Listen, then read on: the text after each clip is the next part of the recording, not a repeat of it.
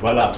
All right, so this is 2.3.1. We're going to go over page 63 in the workbook, example 2.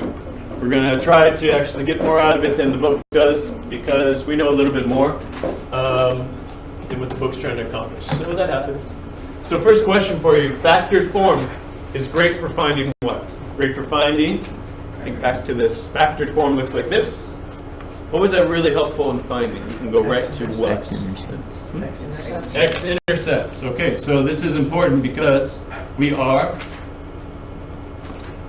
going to start with a scenario and create the quadratic formula from that scenario. Okay. It's going to be, we're going to be given clues. Basically with the clues we can figure out other information and we can arrive at that final formula no problem. Okay. So also very important, let's go ahead and jot this down. And what's in orange here, go ahead and leave that out for a moment. But this is just the factored form. We've seen this before. Now we're just going to apply it a little bit different. Okay. What are the other forms we know? Factored form, what are the other ones? Standard form. Standard. Vertex. Vertex. Okay, so each one, remember, is helpful to find different parts. So you would choose the appropriate quadratic formula if you're given different pieces of information. Okay. So today we have a really strange scenario right up here on the top. An amusement park has commissioned the design of a steel roller coaster with a drop section that is modeled by a parabola. Okay. Part of the roller coaster's track will go through an underground tunnel. So it's going to start above ground, and then it's going to go underground for a certain amount of time. So if I'm talking about a model that is going underground, so it starts up high, it goes underground, where do you think the underground part is going to be on the graph? Negative. Negative. If this is the ground, right, this is our x-axis. It's at y is equal to 0. That's the height. Going up, greater values for y. If we're going underground, we're going to end up with some kind of underground tunnel down here. Okay. So let's read a little bit more. Let's see. So as I'm reading through this, I'd start to conceptualize, just like what we just did. We try to figure this out. So I'll go ahead and have you conceptualize on this as a group. So let's see. We'll go underground, right over here. Right there. Okay. In this section, the roller coaster will dip 12 feet below ground level. Okay, just real quick in your groups. 10 seconds. What does that mean? How can we express that it's going to dip 12 feet below the ground surface? What information can we pull from that? The y is equal to negative 12. Wouldn't that be the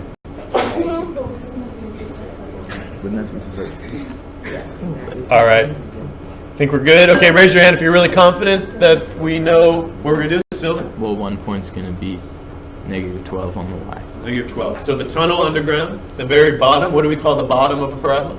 Vertex. And at the vertex, it would be called the, remember there's a different type. There's a maxima. So what maxima are we talking? Minimum. Thank you. All right, so we have, let's see, 12 feet below the ground. So let's just make this quick. Put a 12, negative. And then I'm going to go ahead and put that. We know that the tunnel is going to dip below our surface 12 feet. Okay? So you see, we go through the word problem and we slowly pull out different information. Okay, let's see what's next. Right here. The roller coaster will dip below ground at a horizontal distance of 24 feet from the peak. Let's start with that. So the roller coaster will dip below ground level at a horizontal distance of 24 feet from the peak.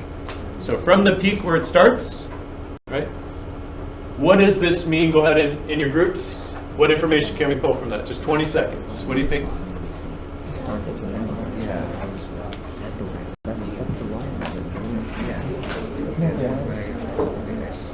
If you're not sure, don't worry. We have another chance right after this. It doesn't change. It could be the y because it doesn't change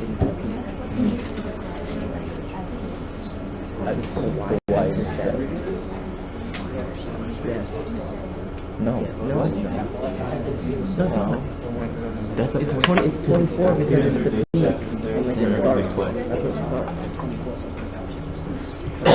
All right, let's bring it back. All right, who's confident about this? What are we talking about? That 24 feet from the peak? That's where it dips below the ground level. So what information can we pull? Isaac?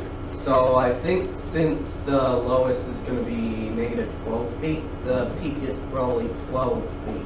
The peak. We can't pull that information actually out of this information here. So the roller coaster will dip below the ground level at a horizontal distance of 24 feet from the peak. So it's not talking about the maxima actually. We know that the shape is going to be upward opening parabola. Anyone else want to jump on that? William? That's 12 feet should be where the y intercept is. Okay. So this 12 right here, we already figured out that that was saying we're going to dip below the ground 12 feet. And since it says 24 feet, 24 feet above, or above 12 feet below I the see. ground. I see, but what is it? Let's see. The roller coaster will dip below the ground level at a horizontal distance of 24 feet from the peak. So do you want to adjust that? Horizontal side to side, right? Okay. This is a hard one to kind of conceptualize. Anyone else? Anyone else? Your table? You guys get anything? It's too hard? Too hard now. We'll get it. We'll get it. All right, follow me with this logic. We know that this is going to have a curve like this, parabola like so. We know that at the very bottom, it's going to dip below to 12 feet negative. What this is speaking about is it dips below the ground at a horizontal distance of 24 feet. So here at 24, this is where it dips below the ground. At a horizontal distance, 24 feet from whatever the peak is. Okay.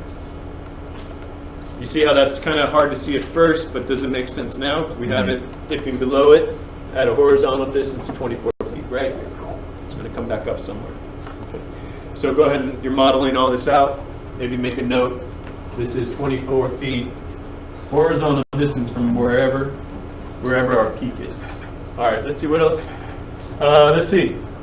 24 feet from the peak, just before the drop, and re-emerge to ground level at a horizontal distance of 36 feet from the peak.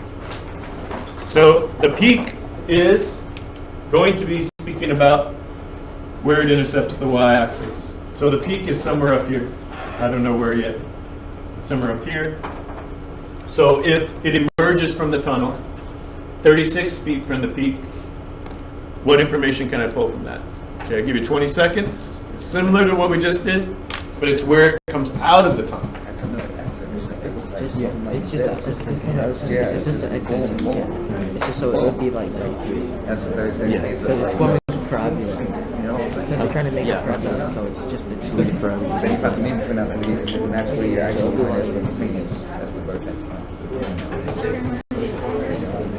Something like that. Yeah. 30. So what we can pull is that it's intercept. Vertex is at 30. It's the two things that are known. It's the two. Yeah. It's the P's and Q's. I think I just want to step down actually. But yeah, it would be 12 because that's 30 negative 12 because in between 36 and 24. Okay, good. I see some good progress. All right, let's bring it back. Let's bring it back. It looks like a couple groups had consensus that we go into the tunnel at 24. We're going to re-emerge at 36, right? So I don't know where my y-intercept is yet, but I can mark it when I get there. I'm just going to put it around. So we're going to go down. This is a steep roller coaster. And I'm going to move 36 over. Okay. So it looks something like this. We know that it's going to hit right down that negative thing. Let's try it. Third try. Close enough. Okay. So from that information, we know that the horizontal distance from the peak, 36, is where it goes back up. Find an equation of the parabola that describes the drop and the height of the roller coaster at the peak. So we need to know the formula. So what are we looking for right here? What are we looking for? The y-intercept. The y-intercept. What else did it ask for? It's at the very end. An equation. This is the peak. We got that. Good. We're going to do an equation of the parabola. All right, this is the main part that we're going to get into. So first we built the model. Now, what information do I know from those 2 points we found where it goes down and where it emerges? What are these called? X-intercepts. So these are my x-intercepts. Okay. So remember with factored form, all we have to do is input our x-intercepts of p and q, and I'm going to do that right here. X minus 24, x minus 36. Right. Remember this? What don't we know? We knew what's known as the p and q, our x-intercepts. What we don't know is our a value. We need to know our a value in order to really use this equation at all. So what do you think we can do in order to find our a value? What do you think?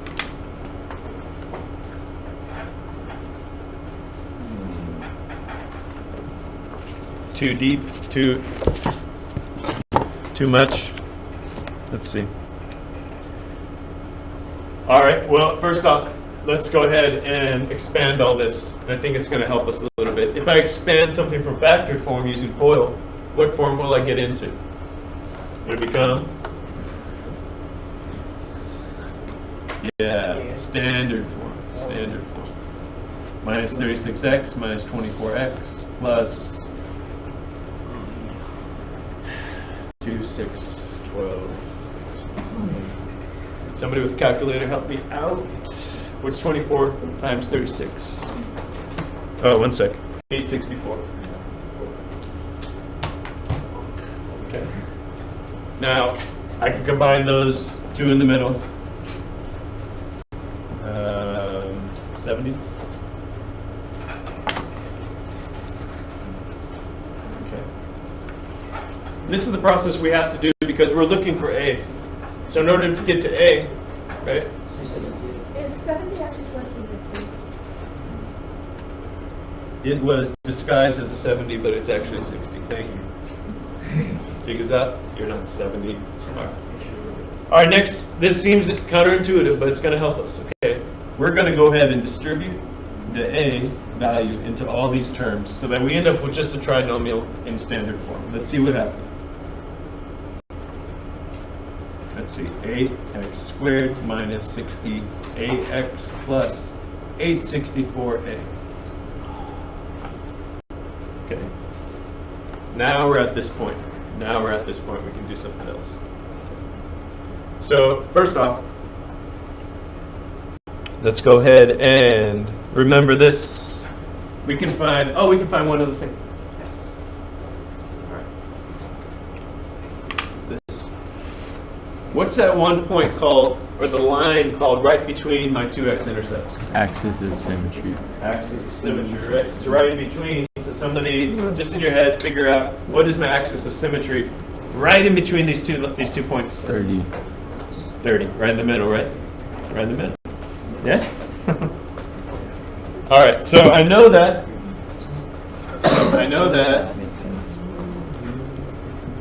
we have an axis of symmetry at 30. So my vertex down here is going to have some value for y that I don't know yet, but I know that x value is 30. It's right in between. Yeah, don't we have y? I think it's negative 12. Yeah. We do. Bingo. Yeah? Good. All right, so we have one point, we have the vertex, right, of this graph. So f of x, remember, is synonymous with y. We know an x value. If we plug in that point of our vertex, we're going to be able to find a really quick. So this is going to take a little bit of math. That's what the class is called.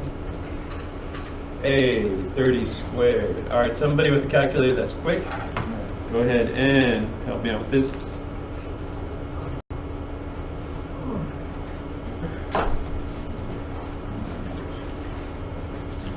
Well, that's easy.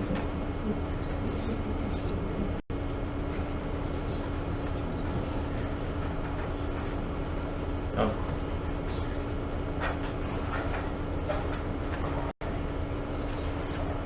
All right. This right here, positive 900, negative 1800 gives us negative 900. Negative 900 plus 864, negative 36. Negative 36a, and that's equal to negative 12. All right, how am I going to find a now? That's not good. Isaac. 5 by negative 36. 5 by negative 36. Cancels on the right. A is equal to positive 3. All right, so from this, now we're ready. We know what A is. We had already this figured out, so we can say, yeah, we're going to go with 3, x minus 24, x minus 36.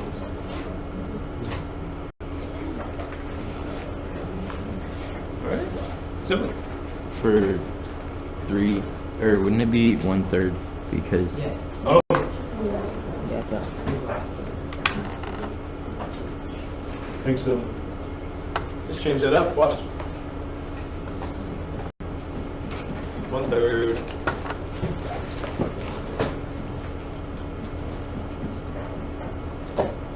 All right. Let's see. We're running out of time.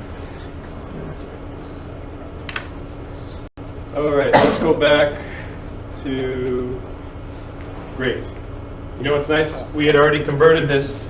We had already converted this to our standard form. This is basically our standard form right here, right? Standard form.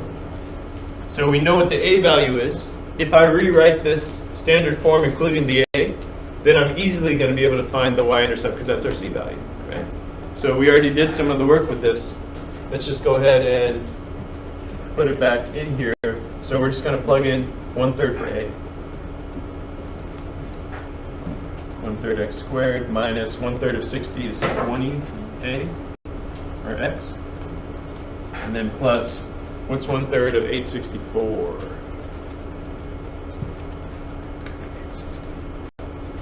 288. All right, from this now adjusted standard equation, what is my y-intercept? 288. I know that it starts 288 feet at the peak.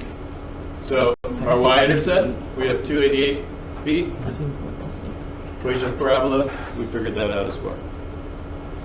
All right, there's a few different steps in it, but a lot of these problems, because they have to be, created and designed in a certain way, you'll start to see some trends with this. Okay, so for today, all we have to do, we have 5 minutes left, so it's not going to be quite enough time. How did you get 288? 288? Yeah, sure. So we got 238 because while we were working this out before we discovered A, we had it in this form, which is standard form. The only thing that's missing is our A values. We know that's 1/3, so what I did over here was rewrite it, plug in the 1/3. Okay. Our C value, remember, is always our y-intercept. All right, there's other ways to solve this. You could have used vertex form for parts of it. So if this is, if you want to go into a little bit more depth, maybe trying to solve with factored and or vertex form would be the way to go with that. All right, so for today, the homework, it's going to be probably something you just start, but it's all in the iMath document here. So let me just scroll down and show you.